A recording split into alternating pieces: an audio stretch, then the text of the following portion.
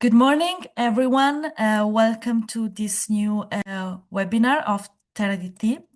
My name is Maria Giuffrida. I am from Trust IT, and I have the pleasure, let's say, of introducing this event, which by the title we gave, TerraDT 1 Year On, you can immediately understand it's already 1 year since this EU-funded initiative has started.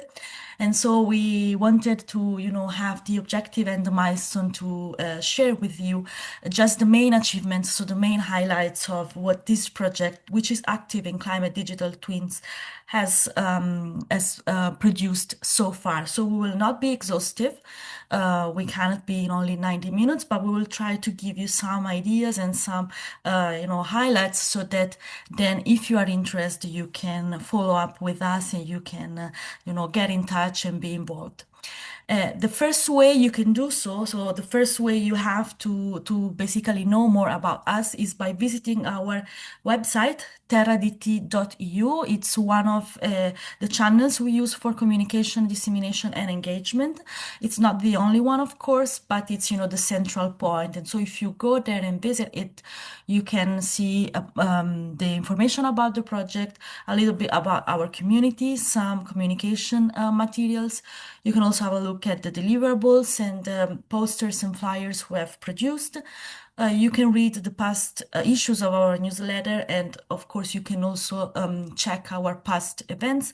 Indeed, this is the second webinar that we organize in the context of this project. We already had one webinar last summer together with our sister projects which are also present today to just present the initiative. And so this is also a way to update you after we had that initial event. So you can go on the website, but you can also follow TerraDT on our social media channels that are mainly LinkedIn, Blue Sky, and also you can subscribe to our newsletter. You find all the information you need on this on the website. Now let's move on to the focus of today. And before introducing you to the speakers and the agenda, I just wanted to I wanted you to have a look at who is here today. So we had over 90 registrants as of yesterday, so I guess even a little bit more now, and they come from at least 15 countries. Most of the people present today, or at least that registered, come from research and academia, so maybe fellow colleagues who are working on similar projects in digital twins, in climate change, or similar topics. We also have a smaller representation of other stakeholder groups like business people, policymakers, and civil society. Today we are having this webinar for 90 minutes max, and the let's say session is divided in two main moments. The first part is managed by our partners of the project. So you will see some presentations of the main results we had, selected results actually that we had. First, we will see our coordinator, Jenny Kontkanen from CSC, introducing the project more in general. And then we will have three presentations about our technical advancements in various domains, ice modeling, also in urban modeling, and in user interface progress. We will have Clemens Shanwell, Katri Tegel, and Ines Girao. And then we will have a panel discussion moderated by my colleague Roberta, with representatives from not only TerraDT, with Dev Narayana Nappa, who is our technical coordinator, but also from our sister projects, WeatherGenerator with Martin Schulz, UrbanAIR with Nele Veldeman, and AI for PEX with Nuno Carvalhais. And then we will have a Q&A session at the end. However, do not wait until the end to ask your questions or to write your comments. You have both the chat and the Q&A box to actually interact with us, and we invite you to do it whenever you want. So we try and keep this a little bit more interactive, although it's only an online session. Okay, so you can use the chat also to basically introduce yourself, to put comments, to put links to other resources that you think are interesting or connected to what we are presenting. and let's try to engage a little bit. Just one final remark: the event is being recorded, and also the slides and the presentations from each speaker will be available on our website together with the recording after the event. So I hope you will enjoy this event, and thank you for attending. I will now leave the floor to Jenny for her presentation. Thank you. Thank you, Maria. So I will share my slides. Okay, and then I will still make it full screen or presentation mode. So now you should see it okay, but just let me know if at some point there's some problems with how you see the slides or how you hear me. So yes, so hello everyone. So like Maria already told, I'm Jenni Kontkanen from CSC IT Center for Science, and I'm the coordinator of the TerraDT project. And I will give a very short kind of high-level overview of the project. And then after my presentation, we will then get a chance to hear more details on some highlighted topics. But yes, so let's start with the context. So why is TerraDT needed? So you may be aware of this Destination Earth initiative, which is a big EU initiative on developing digital twins of Earth to support decision-making on topics such as climate change. And one part of the Destination Earth initiative is to develop climate adaptation digital twin, so that is especially focused on these climate adaptation topics. However, there are some limitations in terms of how Destination Earth can inform climate adaptation activities. And these, first of all, include the fact that these kilometer-scale coupled climate models that are being used in Destination Earth, they have still some shortcomings with respect of how they how some key components of the Earth systems are represented in the models. So, for example, cryosphere or land surface.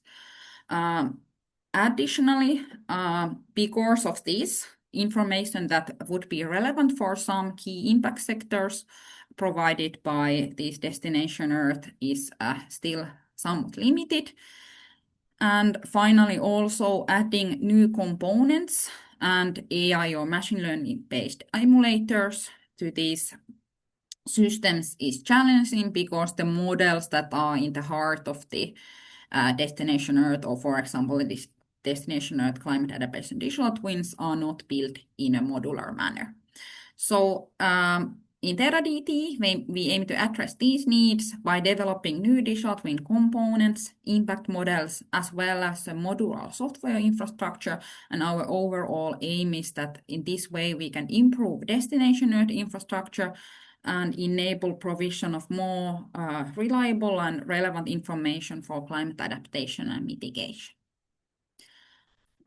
So, as Maria already mentioned, this project started in the beginning of last year, so in January 25, and the project will still last for 3 years. We have a consortium of 18 partners that represent 10 countries as part of the team, and we at CSC IT Center for Science are coordinating the project. You can see here the TerraDT consortium partners. I don't go them through, but they represent expertise in different fields, so in climate modeling, high-performance computing, impact assessments, at least, and of course also communication and engagement. So I will next go through the TerraDT objectives and discuss then these kind of concrete outcomes related to this. So the first objective of the project is that we build and deploy a high-resolution digital twin of the Earth that is focused on land surface, cryosphere, and atmospheric aerosols to provide improved climate projections and impact assessments to support decision-making. And the concrete outcomes linked to this objective is that we develop new digital twin components for land ice, sea ice, land surface, and aerosols. And each of them is coupled or integrated to kilometer-scale global climate models, which are the same models that are in the heart of the Destination Earth climate adaptation digital twin. We also develop impact models linked to land ice, sea ice, forests, and urban areas to provide user-relevant information on different topics. And then we also will perform coupled simulations at 10-kilometer resolution with these new components. So this schematic here illustrates this overall TerraDT system and different components. So there on the left-hand side, you can see these kilometer scale global climate models that we utilize. So they are ICON, IFS NEMO, and IFS FESOM. Then in the middle, you can see these new digital twin components that we couple or integrate to these global climate models. And they cover topics from land ice and sea ice to aerosol, vegetation, and land use. Then on the right-hand side, you can see these impact models that utilize the output from these climate models and digital twin components to provide user-relevant information on different topics. And they provide information on topics ranging from sea level rise to glacier trees, to shipping and offshore and coastal construction, to forestry and carbon sequestration in forests, and to urban planning for climate extremes as well as for urban carbon sequestration.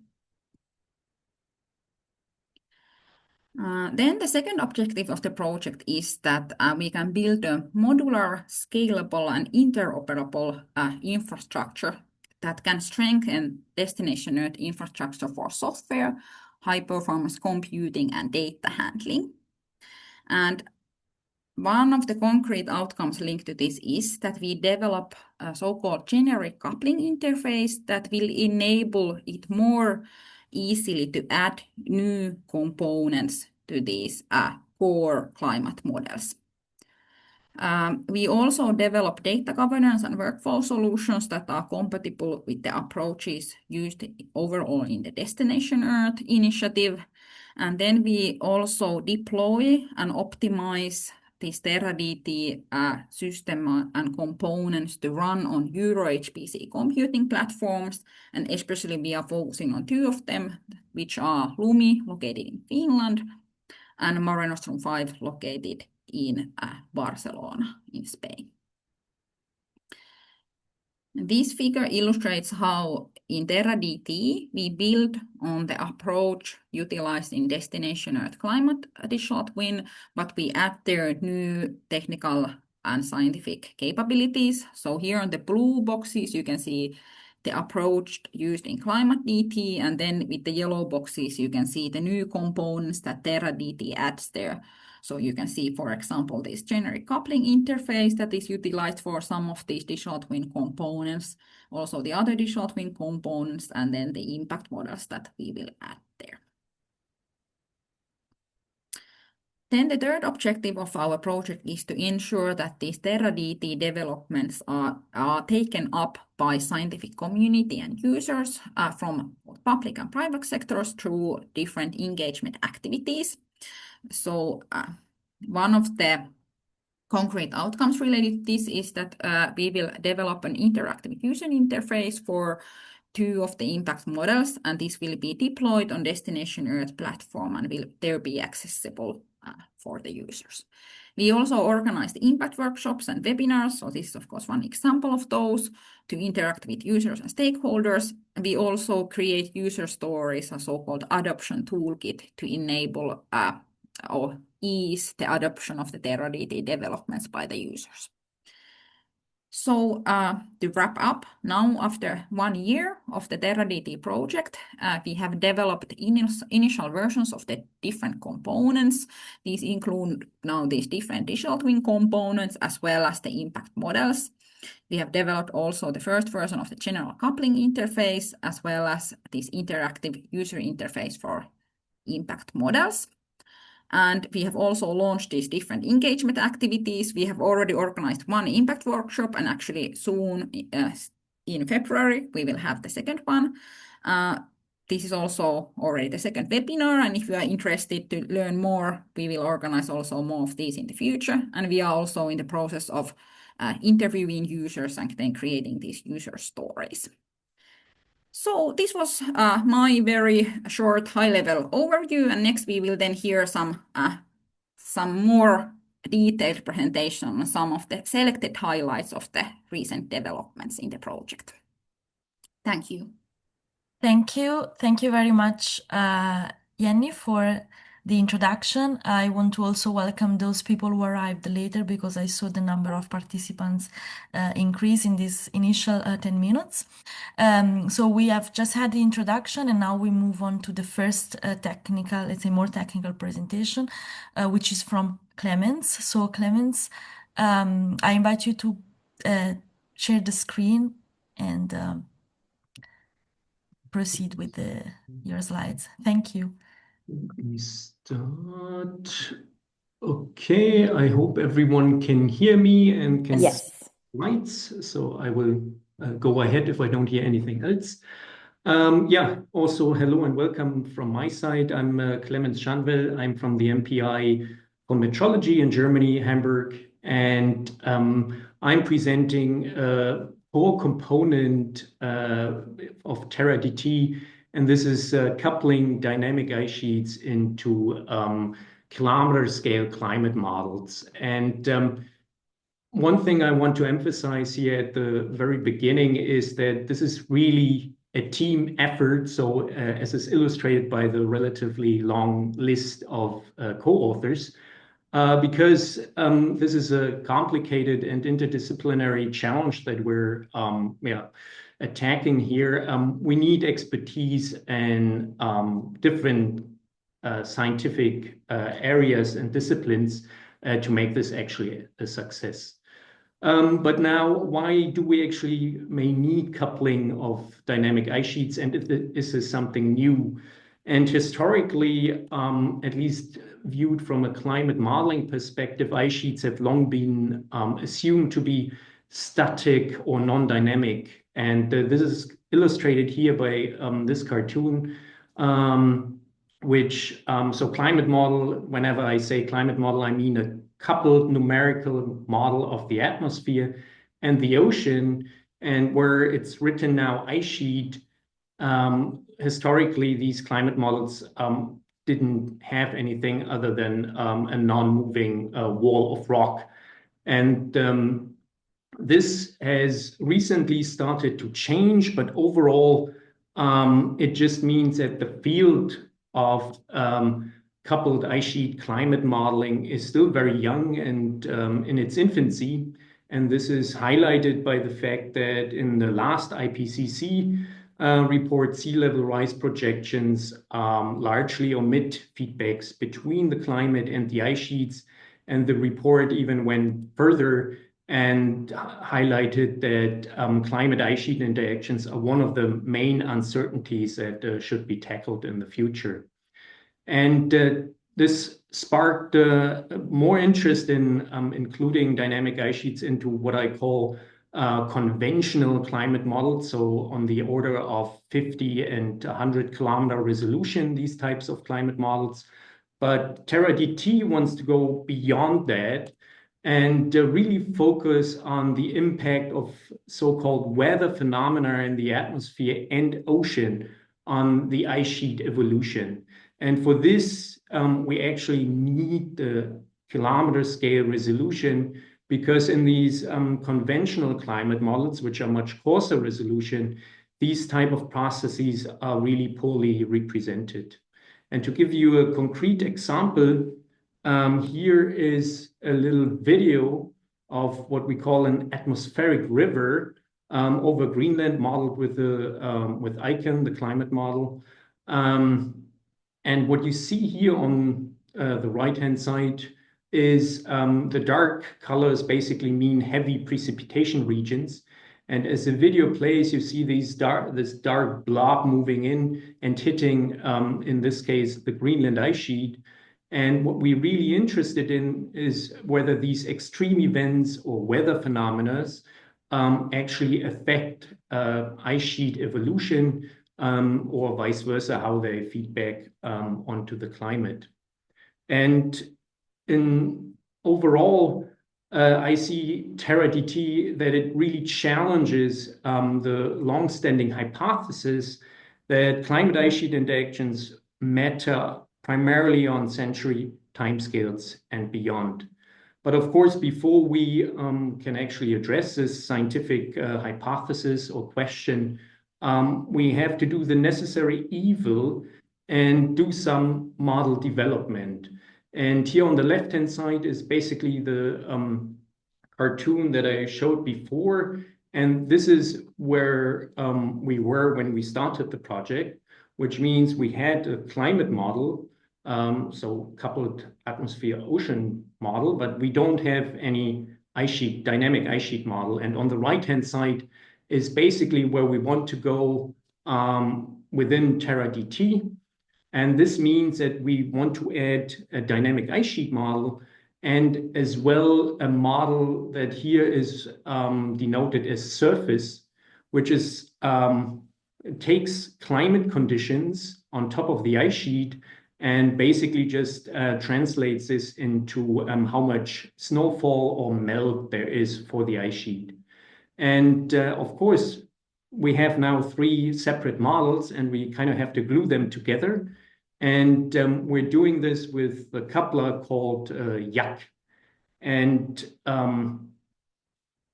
yeah, because we're developing this at the moment, the advantage of a coupler like YAC is that it's, of course, it's a modern coupler, but it also allows us to exchange information between these 3 different models interactively during the simulation. But of course, the challenge is that it requires expertise across different scientific disciplines. So even within the climate sciences, we need expertise for the atmosphere, for the ocean, for the ice sheet or glaciology. And of course, since we're developing this model or this new model system, we want it to be sustainable, but also maintainable. And there we need help and expertise from software development. And then, of course, these models are super expensive to run, and we want to run these on the largest supercomputers in Europe. And there we need then input and expertise from high performance people. And I think that so far my experience is that TerraDT really is tailored towards tackling this interdisciplinary challenge because we have the expertise in the different topical pillars present in TerraDT, and this just fosters also collaboration. And at least from my side, it's been a very fun experience so far working with all these different people and experts together. So what have we achieved so far 1 year into TerraDT? So we have actually run a coupled 1-day test simulation of this climate ice sheet model. So the 3 kind of models that I introduced on the previous slide, however, in coarse resolution. So it's not kilometer scale using the YAC coupler, but the entire technical know-how that is then necessary to run this at a much higher resolution is identical. And just to illustrate how these models are kind of talking to each other, there's this little video here on the right-hand side where it shows a field called surface mass balance, but it's actually not important what it shows. But as we cycle through these time steps, you see that this field is dynamically updated within the simulation. And this just means that information is passed from one of the model components to the ice sheet model in this case. And over the first year of the project, we have, together with colleagues from the German Climate Computing Center, who did most of the heavy lifting, we have really developed tools that permit the addition of new coupling features much more easily. And almost more importantly, we can do this without needing to run heavy computations because these kind of new tools allow us to develop such interfaces and coupling tools almost on the laptop before we then plug them into the complicated models. And I really see, even though it's been pretty technical development heavy in the first year, I really see this as a launch pad for the first simulations of the kilometer scale climate ice sheet model system later this year, hopefully. And with that, I'm finished. And yeah, I don't know if we do questions now or later. Thank you. Thank you. Thank you, Clemens. Yeah, we can do questions anytime. Indeed, I sent a reminder in the chat that anyone who has question already, they can ask. I think, yes, one already arrived in the Q&A box. So let's take an opportunity. Actually, this is a question for Jenny. So for yours, Clemens, we might have to wait a little bit. Yeah, sure. But Jenny, we have a question from Lucy here asking which key impact sectors are currently lacking information. Yes. So I think this was referring to the beginning of the presentation when I was talking about this kind of motivation, why TerraDT is needed. And what I was kind of referring to there is that, for example, if we think about so it was kind of linked to this fact that currently in these kilometer scale global climate models, some kind of key components of the Earth system are not so well represented. And like a good example of that was like in this Clemens example was these ice sheets.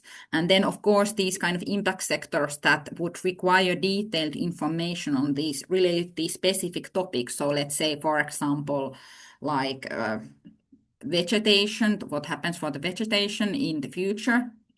Then for those kind of impact sectors, then adding these new or adding these components or improving their representation in these kilometer scale climate models can help. Thank you, Jenny. So Lucy, I hope we addressed your question. In case you can write again. And also other people, if you have any other points to raise, yeah, you can do it in the Q&A or in the chat. I think for now we can proceed with the next presentation. So I leave the floor to Katri. Katri, welcome. And you can share your own slides. Okay, thank you. So here, can you see this? Yes. Okay, and I'll put our faces away. No. Yes, so welcome everyone. And my topic is highlights on the interactive user interface for impact models. And also, yeah, by no means this is my work only. There were many people who were contributing to this project in the first year, and I have the link to the actual deliverable in the last slide, so you can see the actual report. So why we are doing this is that we have these impact models, and then we want to have this user interface that allows researchers and planning professionals to kind of interact with the models and see the inputs and outputs and statistics and maps. And it would be very difficult if everybody would do their own scripts and run them on their own environment. So we decided that let's have this user interface that has like graphics and it would be easy to use. And so we aim to integrate this map-based user interface with HPC because there are these map-based interfaces already, and there is nothing new in that. So what is novel in this project is that we actually want to use the supercomputers on the background. So we have large data sets and kind of heavy computing. So we would like to submit that to a supercomputer on the background. The impact models in question are sea ice impact model, carbon sequestration model, and urban land use model. And then our study areas are Gulf of Riga for sea ice and cities of Lisbon and Helsinki for land use and carbon sequestration models. And here we aim to build this proof of concept that can later be then used for different models also if needed and kind of expanded. We hope that this will get like continuation so that it could be further used for different purposes also. And in the last year of this project, it will be then integrated into the Destination Earth service platform. So here, this is initial architecture that how we think it could be, but of course, this is like a iterative process so that we run this like we check what is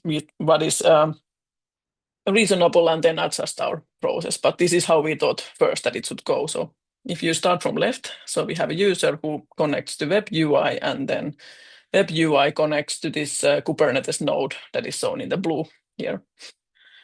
And then the actual front end is built with Vue, JavaScript, and then OpenLayers is the map library. And then we have a Python Flask backend that fetches data from Destination Earth data lake, and then it also connects to this heap, which is a middleware for supercomputers. So that enables the interaction with an actual supercomputer. And then the backend, if we again start from the left, you have front end that sends a request to the data processing, and the data processing is then handling the model calculation and connection to network file system and the Destination data lake. And now data is our, like currently what we are working on is this how to handle the data, because we realized that it's going to be like terabytes, and then utilizing and processing data is one of the most important aspects now in the UI. We need the resulting predictions from the impact model calculations in the UI, and we are requesting that from Destination data lake, but it might be needed that we also have something stored in the UI as like pre-downloaded data.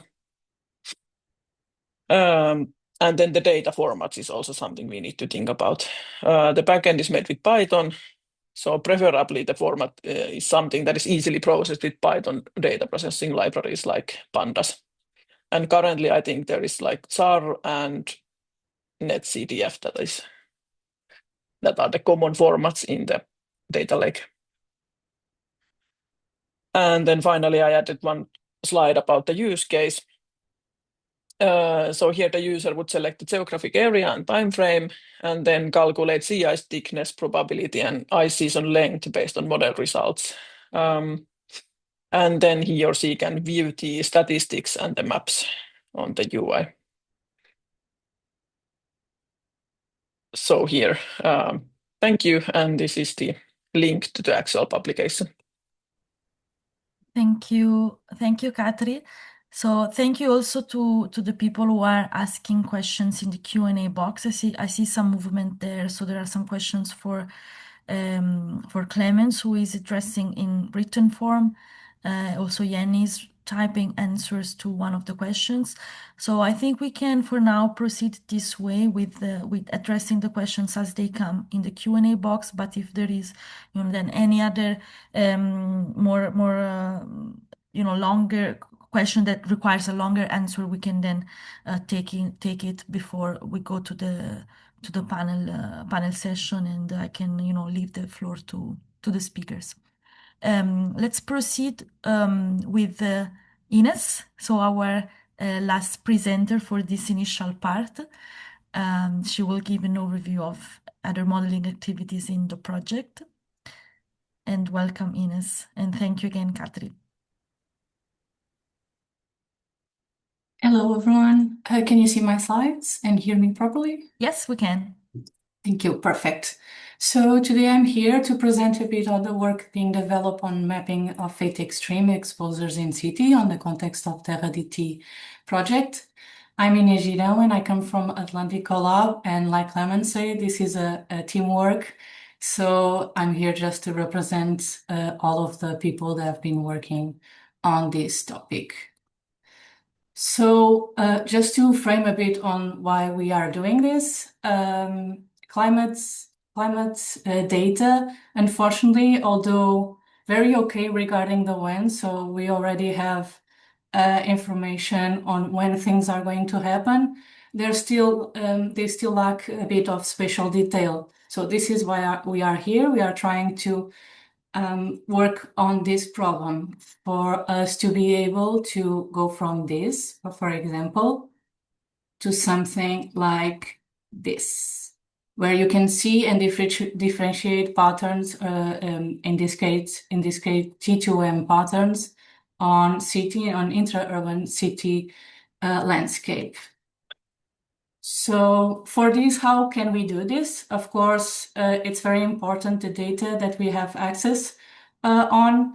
And although the synoptic background weather projections don't offer the spatial resolution necessary, we do have observation in situ data, landscape and urban feature data that provide higher scale information that allow us to then get what we had in the last image that I showed you. And of course, this is only possible by applying machine learning models that in the context of TerraDT, we are experimenting with some of them, but I will be a bit more specific later on. So in TerraDT, we'll be doing this for several cities, Barcelona, Lisbon, Helsinki, Munich, and Paris, as Katri also mentioned some of them already in the couple interface. So essentially what we do here, it's that we start from multiple data sources, so coarser resolution gridded inputs that come from satellite products and numerical weather prediction or real analysis data, while high resolution predictors describe the local environments, including like topography, vegetation, urban characteristics, and local climate zones. These inputs are, of course, collocated and harmonized onto a common target grid. And in parallel, in situ and meteorological observations are quality controlled and used as a target response variable.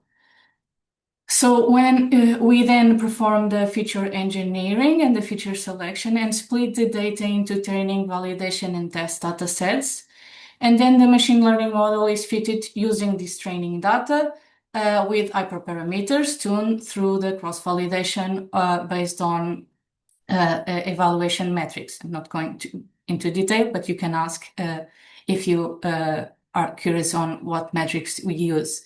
And finally, the model is evaluated on independent test data sets using standard performance metrics.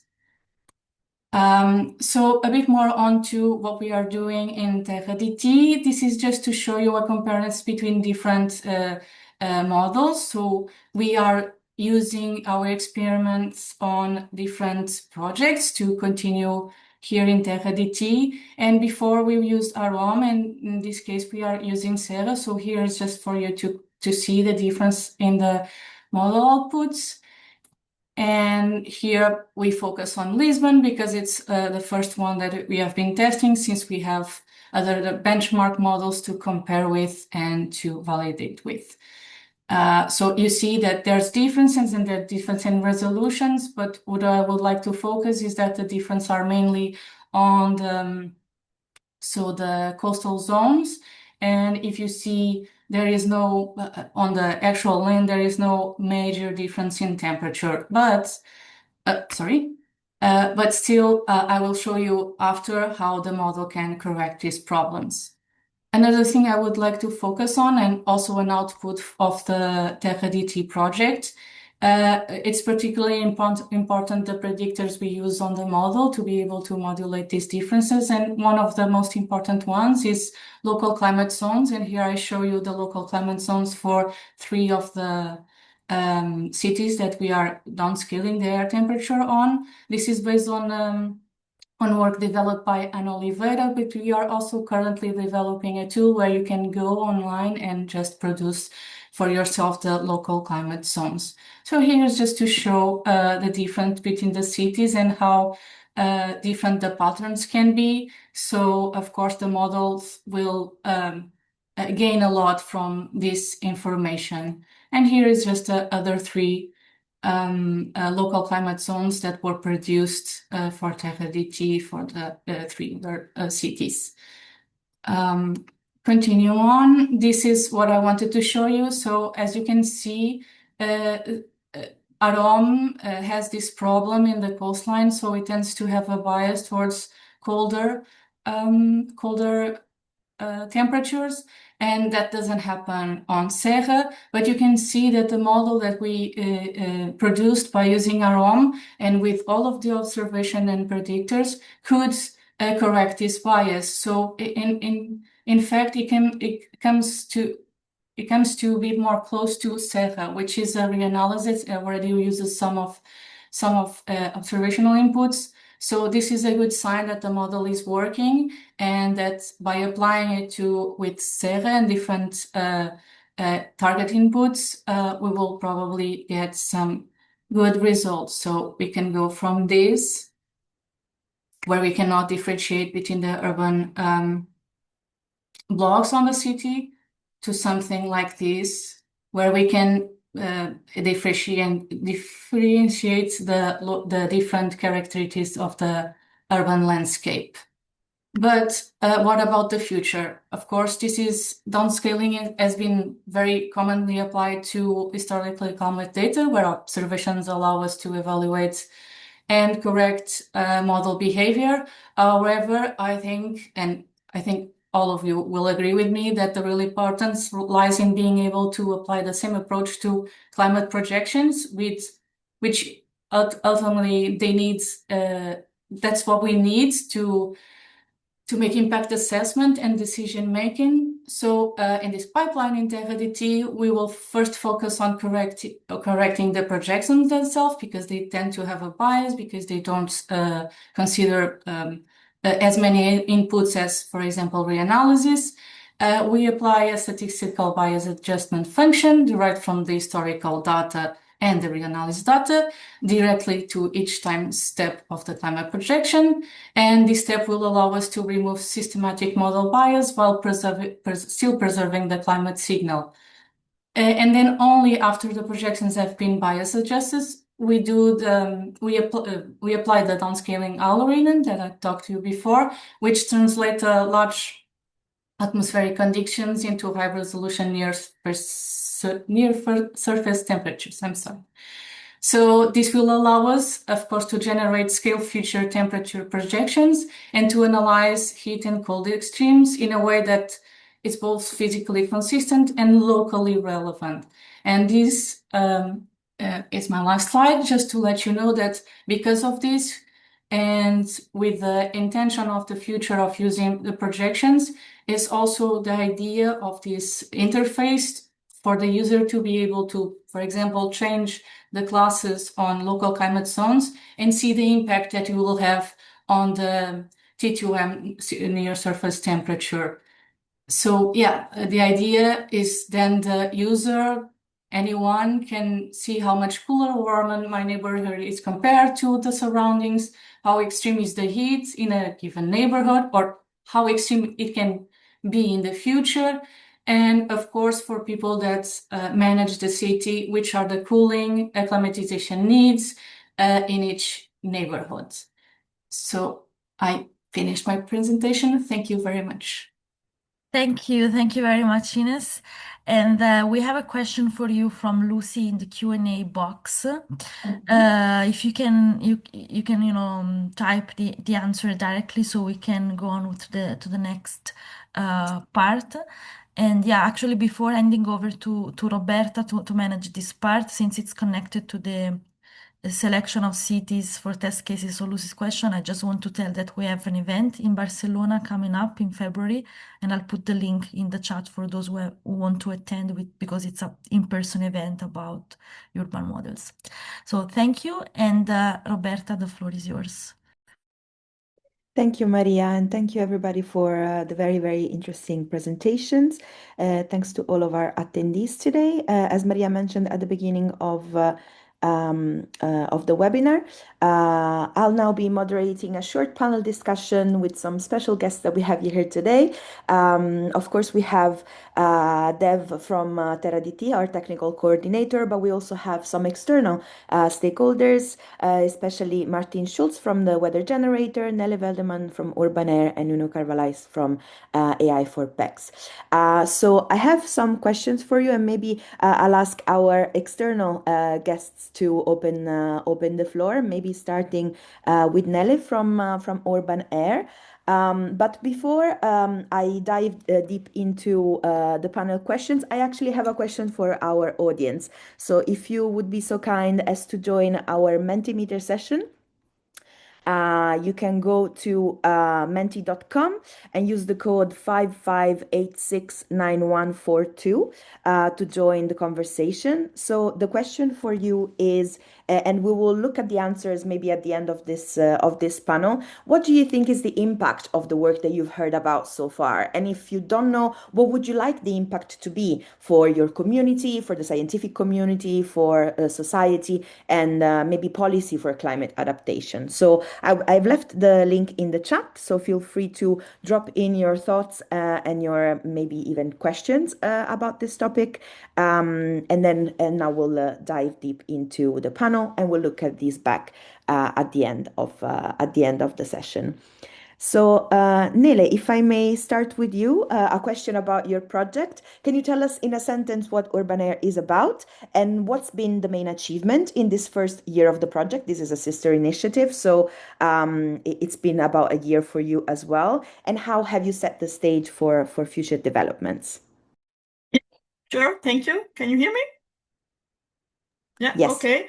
So very briefly, on the UrbanAIR itself, UrbanAIR's project is designed to deliver a dynamic and user-friendly digital twin infrastructure that is supposed to support decision makers that are facing urban heat and air quality dilemmas, and that also, as TerraDT integrates into Destination Earth. So that's what UrbanAIR is about in one sentence. I think the project's main achievement so far is that we've set up the foundation for this digital twin. And this foundation is built around real decision needs and not just around models. The way we did that is by structuring our project into 3 concrete user journeys in 3 different pilot cities. And in these pilot cities, we're really co-designing and co-developing with the local stakeholders. So maybe more concrete, we have something on the potential of greenery being applied in the city of Antwerp in Belgium. We have a journey on climate extremes and hazards in Paris. And we're also working around the Clean Air Directive in the city of Barcelona. So these 3 concrete journeys really give us a clear path from science to decision support. And at the same time, we already made progress in what we call the technical backbone, so to say. So we're really progressing in our multi-scale modeling from regional to neighborhood level. We're working on acceleration via AI-based emulators. We're also exploring how we can add uncertainty and risk handling via data assimilation and uncertainty quantification.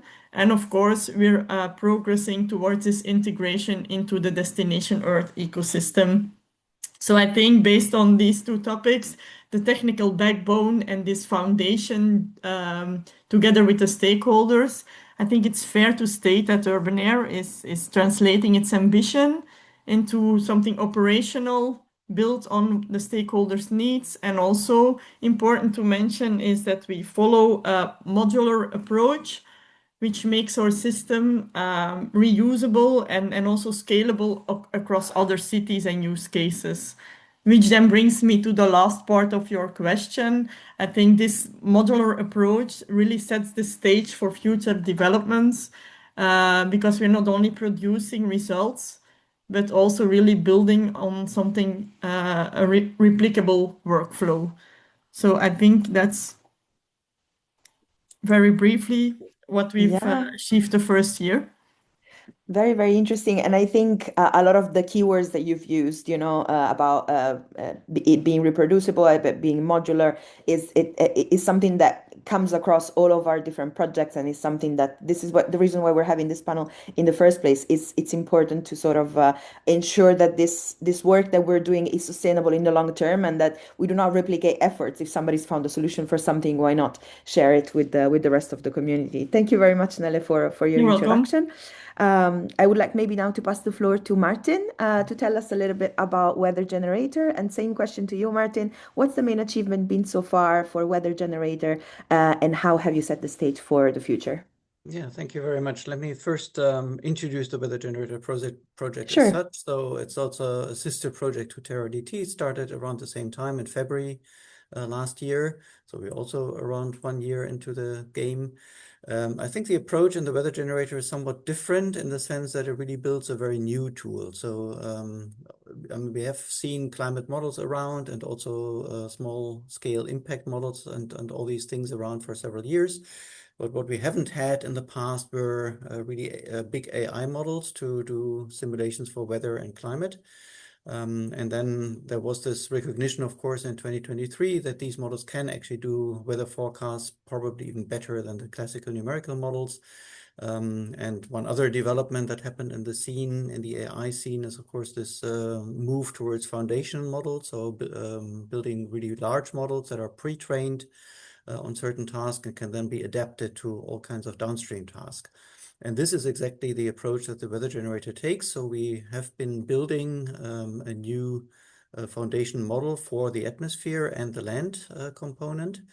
And this model is now available actually in a first version for internal use still. So maybe I should first say that our project has 16 partners, and most of them are actually involved in the theme that deals with the application development, which are these downstream applications.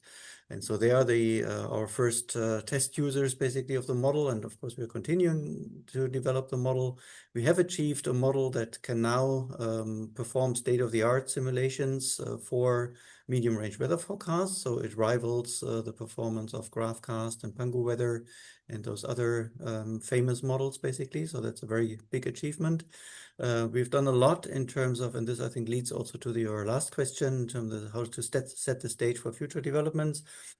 We have done a lot in terms of how to organize the software development. Everything is open source. We have very well established procedures for onboarding, for assigning issues and working with issues, doing the review of software before it's integrated into the code and all these kind of things. So in that sense, I think that was a very major effort to really set up the community and develop all these procedures. But I think it's really flourishing now. And we're really looking forward to basically the next iteration. So we aim to have a second version available in around April. And probably towards the end of the year, we will be able to make a first public release. I mean, the code is public. You can already take it if you want, but let's say with a bit more support and documentation. Also, one aspect I should say is that, of course, this is also directed towards Destination Earth and operational services. Since we are building this new tool, this will come a little later in our project. So in our work plan, we'll only begin next year with the real developments of interfaces towards Destination Earth. Thank you. Thank you very much for the very thorough introduction. I believe there is also a webinar coming up by WeatherGenerator if our audience is interested in learning a little bit more about the project and its work. I love that we're covering several different areas. Well, on one hand, sort of advancing the tools that we already have and we know very well, but also going into uncharted territory with WeatherGenerator as well, which is quite interesting. Thank you very much, Martin. I'm passing now the floor to Nuno. If you would like to tell us a little bit about AI for PECs, this might be the project that our audience knows a little bit less about. It's kind of it's not a sister project of TerraDT, started maybe a little bit earlier. So would you like to tell us a little bit more about the project and its achievements so far, and what are you planning for the future? Yeah, thank you. Thank you very much first for the invitation. It's very good to be here. I think it's also a little bit different because the timescales in IFRPEX that we're looking at are a bit different and a bit longer. We're working with, let's say, more classical Earth system models and trying actually to infuse them with more information from observations via machine learning and artificial intelligence approaches. So actually the goal of the project is to enhance the models in terms of parameterization and representation of processes by using AI and ML approaches and observations, some of which are also produced in the project, to increase our ability of representing the processes or the main processes that cause uncertainties in these big models, and try to see if we can shrink the uncertainties when you're trying to use these models for long-time projections. I think one of the biggest, let's say, results and achievements, it's the team. So we have people that are working in different domains and that usually work, let's say, in kind of silos, right? Like people from the atmosphere, from the ocean, and from the land working together that have an Earth system science background, but also people that work in machine learning and develop methods and are more coming from the methodological side of ML. And that, I think, it's one of the biggest achievements that the project achieved was actually to put these people working together and trying to look at the problems, same problems with different ways. These already got some results that I really like, and I think the team appreciates. One of them is new data sets for land, but for the atmosphere in terms of like cloud and cloud topology, also for the data sets of carbon-related and energy-related measurements and upscaling. There are statistical approaches in terms of detection attribution of extremes and their causes. And the studies, for instance, from the University of Leipzig and also from Valencia speak very much to the utilization of data and the causal metrics to actually do better detection attribution and solve detection attribution problems. And I'm personally also very happy with the fact that we already made a proof of concept by infusing machine learning approaches inside domain components of our system models that are actually running and producing results that are less biased when compared to the observations. And this is happening mostly on the atmosphere, on the land, and in the ocean. I think we're paving way to actually do that in the second part of the project. And I guess this speaks to now giving this next step, which is to try to couple the different domains and understand to which extent the actual feedbacks are becoming more constrained by observations and by less biases in these parameterizations. I think one of the other challenges that is coming in front of us is actually to use the approaches that we've been using for contemporaneous period for detection attribution and try to understand how we can leverage them for using projection data and pinpoint two aspects of how the changes in distribution of extremes is actually coming into a time span, let's say, of like 30 to 80 years. And yeah, looking forward. Absolutely. Thank you very much, for the very thorough introduction.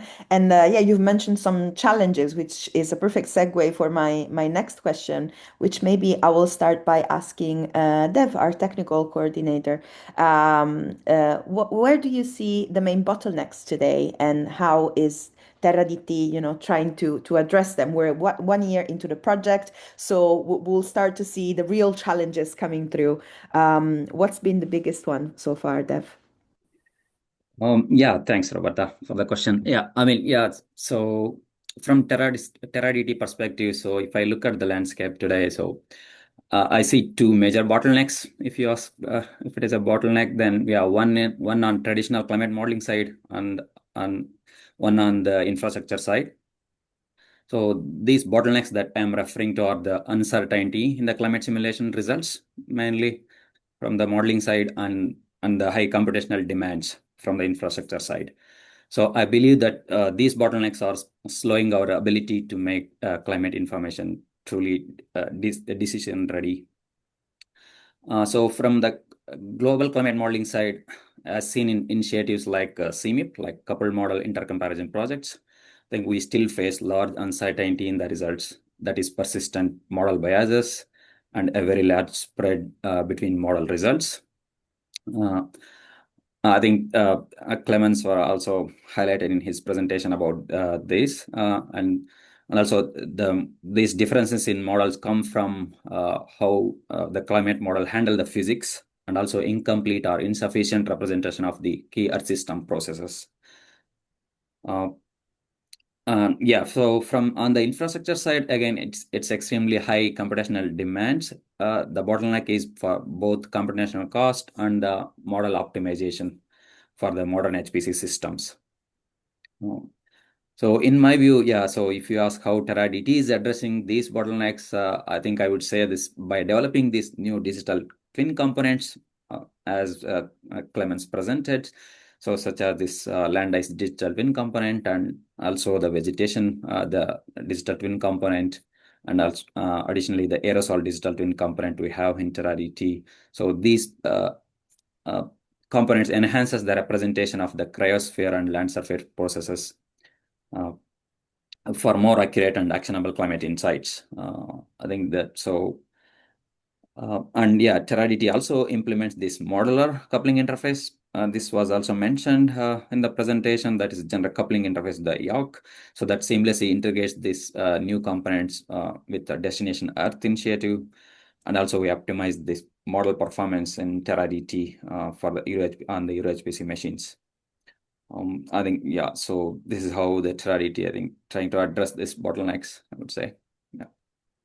Thank you very much, Steph. So interoperability and computational capabilities seem to be the two big keywords, and we've heard them a lot in the community as well, in the scientific community, working towards working in Earth system modeling. So I think a lot of people will resonate with those thoughts. Can I maybe ask the same question to Nele? How do you see sort of what are the biggest challenges in UrbanAIR at the moment, and what do you see?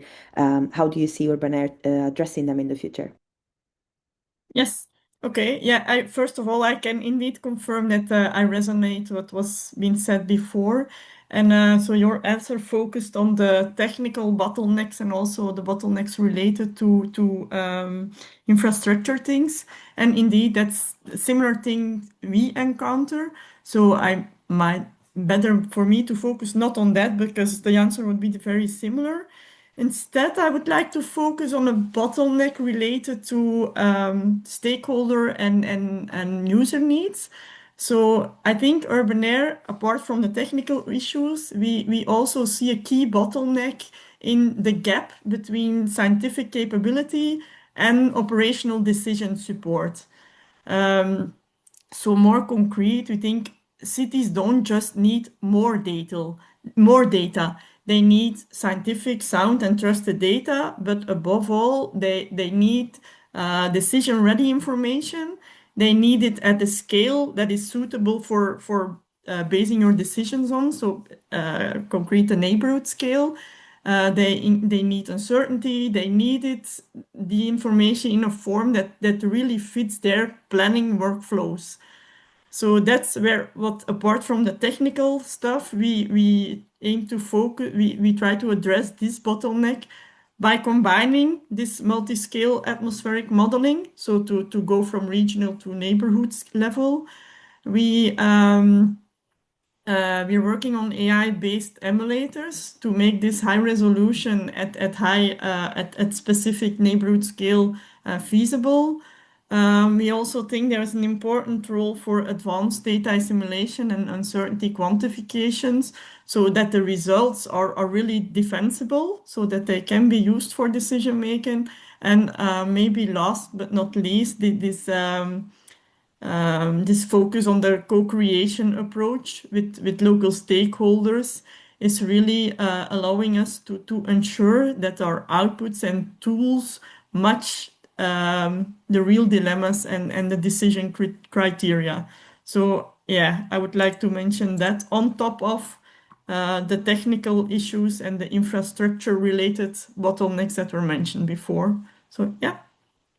Thank you, Nele. And I think that ties in very well with some of the work that TerraDT is doing as well in sort of creating user-friendly interfaces for the people who actually will have to use these models and these impact models. And actually, as Maria mentioned at the beginning, we actually have an event coming up in one of our target cities in Barcelona regarding urban impact modeling, and UrbanAIR will also be a guest there. So we look forward to having more conversations about this and how we can better involve end users and stakeholders into how we do the science and how we do the work that we do so that it's most useful for them in the end. So thanks very much, Nele. Nuno, would you like to add anything else regarding challenges and bottlenecks in AI for PEGs? You've Maybe it's a already little bit mentioned of a it repeat. partially earlier, yeah. I mean, there are a So lot of challenges that I think we are trying to do it, but I think there is a conceptual one that speaks about like out of domain prediction, which the more we turn into more statistical approaches conceptually, the harder it is to address. And I think that altogether, maybe we will have different approaches, but in actually, maybe in this diversity, we'll find a way to understand which level is problematic, and hampering a little bit the utilization of these models at long scales. But I think we'll manage in some way, at least to understand the scope of it. absolutely, absolutely. Thank you very much. So moving on maybe to the last part of this panel. And of course, if our audience has any questions or comments about what we've discussed so far, please feel free to drop it in the Q&A or in the chat or even in our Mentimeter board if you like. So I'm moving on to now the part of why we're doing all of this and why we have to power through these challenges, which is the impact of our respective projects. So maybe I can ask this question to Martin first. Looking ahead, what single capability or collaboration would most accelerate the impact of your project for adaptation or decision making? Yeah, thanks very much. So I guess this question, of course, has many different aspects. And one of them, of course, is just simply, I mean, to accelerate the impact, you also need to accelerate the model development, which, as we just discussed, I mean, to some extent also hinges on the computational capacity and capabilities that we have. On the other hand, I'd like to briefly reflect on where the direction is going with respect to the foundation modeling in the atmosphere, but also in the weather and climate system more generally. And indeed, I mean, one of the big lines of research is now to really extend these kind of weather models towards climate timescales. And there are, of course, many very important issues with respect to feedbacks on different timescales and feedbacks between the different Earth system components, where I believe we are still at the very beginning to even understand how we could potentially do this with machine learning. So I think this is one very important question. Another aspect, and I think there, I mean, we are already building, let's say, collaborative framework, as you can see from the logos in the back of my screen. So there are various projects that are already very closely collaborating with the WeatherGenerator to use the same foundation model baseline and then address specific aspects. So HClimRep, as the name suggests, is moving towards climate and long time scales. We have RAINA, which is looking at extreme events and downscaling, so a focus there. And there are some other additional collaborations on top of that. So I think these are already in place. They are, of course, partly addressing also other components. So in the WeatherGenerator, we have the atmosphere and some land component, which is, I would say, strongly underfunded. So here, of course, a collaboration with TerraDT might also be very useful. But also then we have these other components that are also mentioned, like ice sheet modeling. I mean, this is, of course, of importance, or even the ocean modeling as such. So here we will be lucky in the future because the Earth generator, as the name already says, is a somewhat similar scope, will go towards climate modeling. But also, again, in HClimRep, we have some of that component too. So I think we already basically build a collaborative framework, but this is, of course, more on the science advances. If you really want to move forward for adaptation and decision making, I actually have a suggestion to the entire climate community, which is to somehow revise the way of evaluating the models, which is currently based on statistical measures, which are, of course, very important and scientifically based. But I think in order to really make progress towards decision making and the best adaptations, we should try to include a risk-based model assessment from the start. And of course, machine learning models in particular offer this potential to even include that already in the loss function. So in my vision, we might see a future where we see potentially different models for example, extreme events that then are really trained to get the best performance with respect to risk. And why I'm saying this, I mean, just to give you a simple example, I mean, people don't care if the precipitation is 3 or 5 millimeters per hour. I mean, that doesn't really matter. But if it's 100 or 200, yes, you care. And then you're much more, it's much more important to know that this event is actually taking place, also where it's taking place, than rather than having basically the focus on mean values and mean states, which is still, I guess, the state of the art in climate model evaluation. Thank you. Thank you very much, Martin. Dev, over to you to discuss TerraDT's sort of future plans for collaboration, or where would you like to see the most collaboration, and how can we accelerate impact for adaptation and decision making? Yeah, thanks, Roberta. I think it's similar lines that Martin and actually also Nele mentioned earlier. So yeah, looking ahead, the most impactful accelerator for at least TerraDT's contribution to climate adaptation and decision making would be I would say that the creation of a unified or co-design approach between the TerraDT developers and the impact modelers. I think, and that is the main. I think that's mainly the end user communities. So like especially the urban planners and environmental policy agencies. Yeah, I think this co-design approach, the collaboration ensures that TerraDT, I think we are trying to do already, but I think the collaboration ensures TerraDT or even the destination Earth's high resolution and HPC powered climate insights translates seamlessly into actionable and operational decisions actually. So Great, thank you very much. Yes. Thank you very much.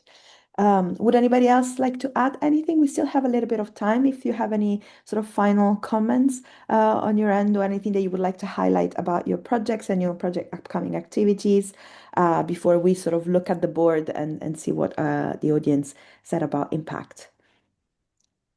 No, great. Then let me share my screen one last time to see the contributions that we got. So in terms of impact, more useful to users. Yeah, we've covered this in the panel as well. We want to ensure that the work that we're doing is actually impactful for the communities to make timely and informed, science-informed decisions at a policy level, both on a national and international level, but also locally.